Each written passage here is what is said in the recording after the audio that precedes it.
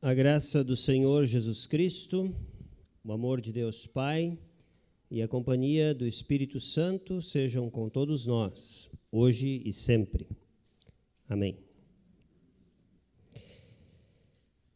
Queridos amigos, povo de Deus, aqui da nossa comunidade, outros que nos visitam também nesse culto de hoje, como você pintaria um quadro para retratar a parábola do filho pródigo? Como seria esse quadro? O que você pintaria nele? Talvez alguns fossem pintar uma imagem de um filho que volta correndo e é abraçado pelo pai. Outros talvez iriam retratar aquele momento da parábola do filho vivendo uma vida dissoluta, uma vida desregrada, cheia de pecados e perdendo tudo o que ele tinha. Talvez outros de vocês fossem pintar um quadro e destacar nessa pintura o pai que abraça, o pai que está sempre pronto a acolher. Outros talvez fossem retratar aquela imagem do pai abraçando o seu filho e o filho mais velho por detrás da cena, reparando aquela cena e reprovando o que o pai havia feito. Talvez outros de vocês fossem pintar um quadro retratando uma grande festa, a alegria estampada nessa pintura pela volta do filho arrependido. Sabem que numa rápida consulta ao Google, em algo do tipo assim, imagens que retratem a parábola do filho pródigo, as cenas que mais aparecem são da primeira menção que eu fiz, do filho que volta correndo e é abraçado pelo pai. Mas não contente em ver as imagens que o Google nos traz, em nossos departamentos que se reuniram nesse final de semana, departamento de leigos ontem à noite e o departamento de servas hoje à tarde, revelamos diversos artistas da comunidade nesses departamentos que pintaram os seus quadros. Está aí o primeiro deles, retratado pelo departamento de leigos, ontem à noite. Vejam quanta coisa aí está presente. A casa, um caminho, um filho que vai, um filho que volta, o campo lá atrás com o novilhozinho cevado, caras tristes, caras felizes, um filho esbravejando pela atitude do pai, o chiqueiro de porcos. Parabéns aos leigos aí da nossa comunidade que fizeram tão bela pintura ontem à noite e, de fato, cada um deles tem um pedacinho aí nessa cena.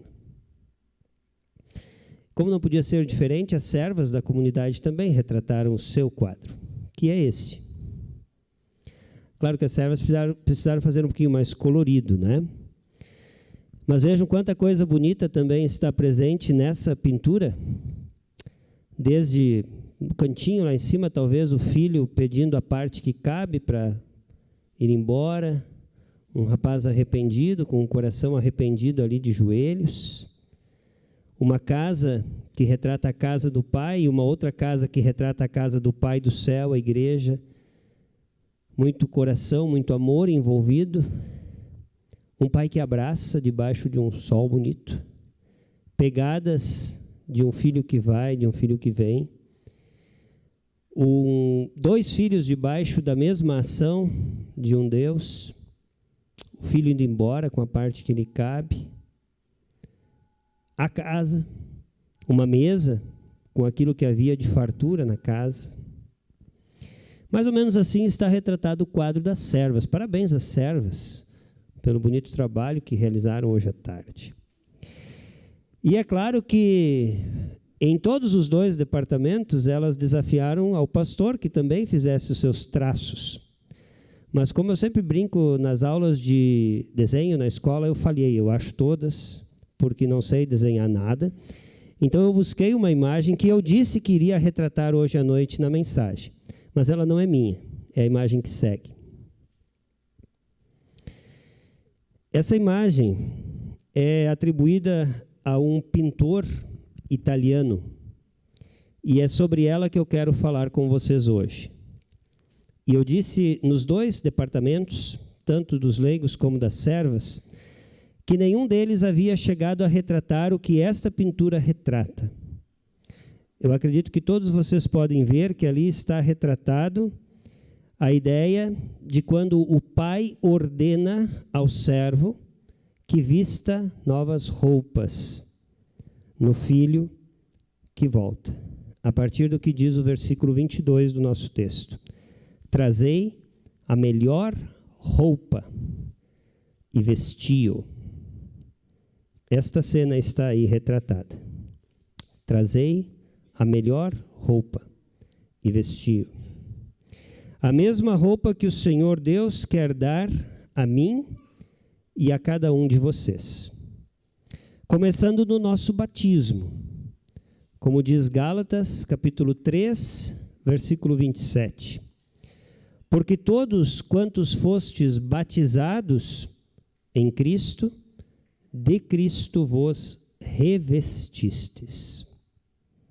Ou seja, o Pai tira as roupas sujas, imundas, e nos veste com a melhor roupa, a roupa da justiça de Cristo. Veste-nos com o perdão conquistado por Jesus. Nos veste com o próprio Jesus. O problema é que nós não seguimos a nossa vida assim, sempre bem vestidos. Nós também somos daqueles que pedimos o que é do Pai e nosso por herança, afinal somos filhos do Pai, botamos tudo fora, perdemos tudo, as roupas viram trapo, nem comida temos mais, perdemos toda a dignidade de filhos. Essa dignidade se vai ao longo do caminho. Sempre de novo, quando leio a parábola do filho pródigo, eu lembro de uma cantata do filho pródigo, que nós apresentávamos nos tempos idos de seminário com o nosso grupo de teatro, e em um determinado momento daquela cantata dizia-se assim: o filho que vai embora, querendo justificar ao pai, ele canta: meu irmão também não sabe que é lá fora que se vive a verdadeira liberdade. Aí está o engano e a ilusão de muita gente. Fora, longe, distante do Pai, a liberdade, pensam alguns. Não há. Só há escravidão. Escravidão ao pecado e o sofrer por causa do pecado. Nós poderíamos enumerar aqui algumas situações a partir dos 10 mandamentos que ilustram hoje a saída do filho mais moço, o ir para uma terra distante, o perder tudo, o comer com os porcos, ou ao menos tentar comer com os porcos. Quando nós olhamos talvez para o primeiro mandamento, que nos lembra que há um só Deus, e nós muitas vezes queremos pegar as estradas da vida, ir para longe do Pai dizendo: não, eu posso ter quantos deuses eu quiser, eu mesmo posso ser o meu Deus. E aí sofremos consequências por causa dessa escolha.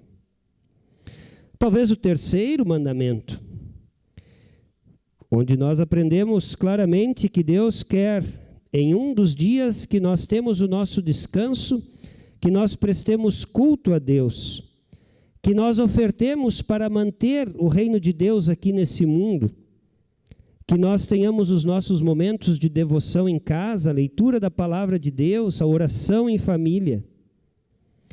E nós escolhemos pegar as estradas da vida, ir para longe do Pai e dizer, não vou ao culto. Essa história de precisar ler a Bíblia em casa e fazer oração não é tão verdade assim. E aí sofremos consequências com isso.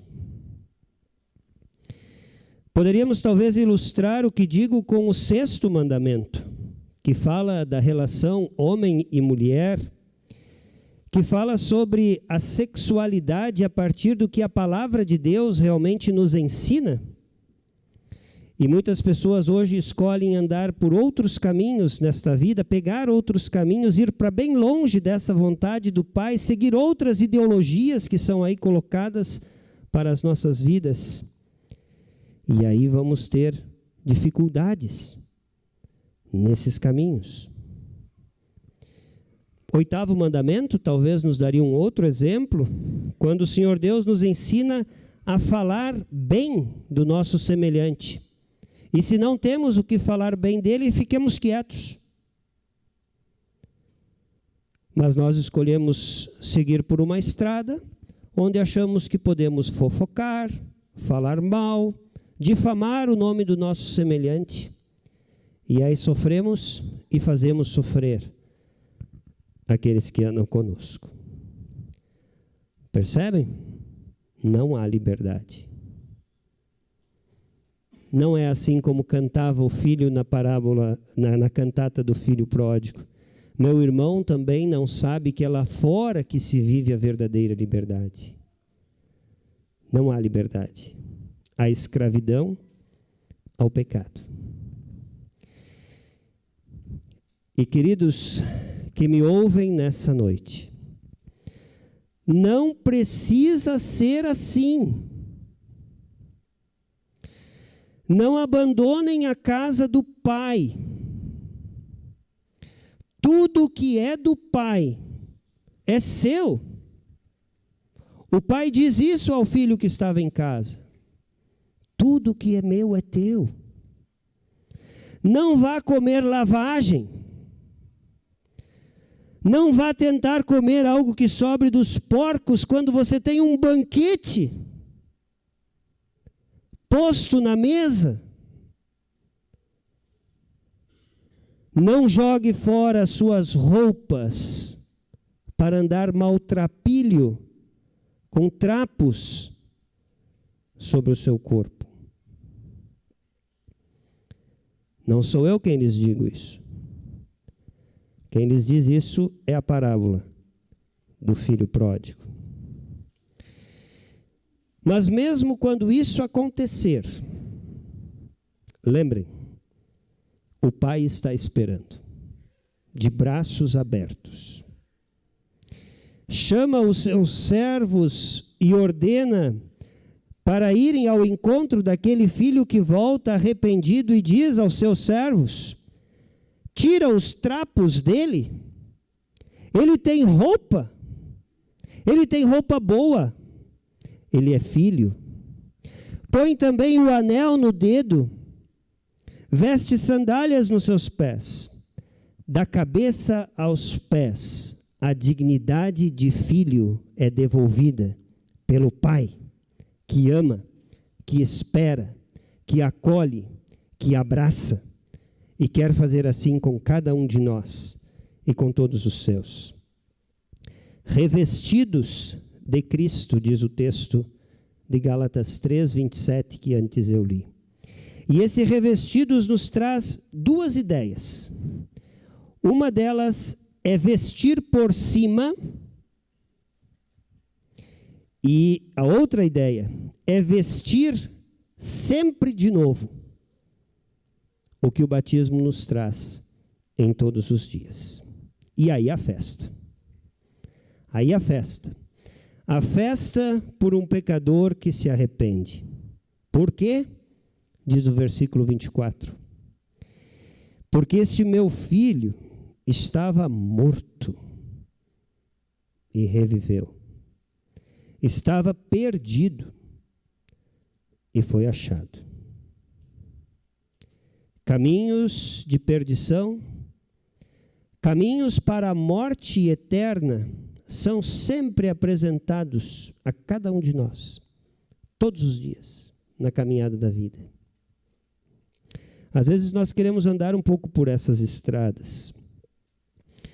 Então vamos lembrar da parábola do pai que espera o nosso retorno. E pela ação do Espírito Santo voltar arrependidos para esse abraço do Pai. Vale sempre o lembrete, o alerta, para não querer sermos o filho mais velho, que aparentemente estava bem vestido na casa do Pai, criticando o acolhimento, porque talvez não se achava tão pecador assim. Lembremos, somos todos perdidos, miseráveis pecadores. Como você pintaria um quadro que retratasse a parábola do filho pródigo? Eu, se soubesse e conseguisse, iria pintar a mim mesmo, abraçado, sendo vestido todos os dias com o manto da justiça de Cristo, com o próprio Cristo. Este é o retrato. Amém.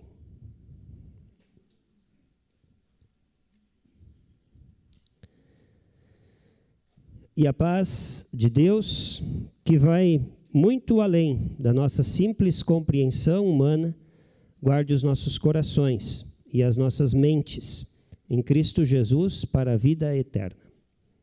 Amém.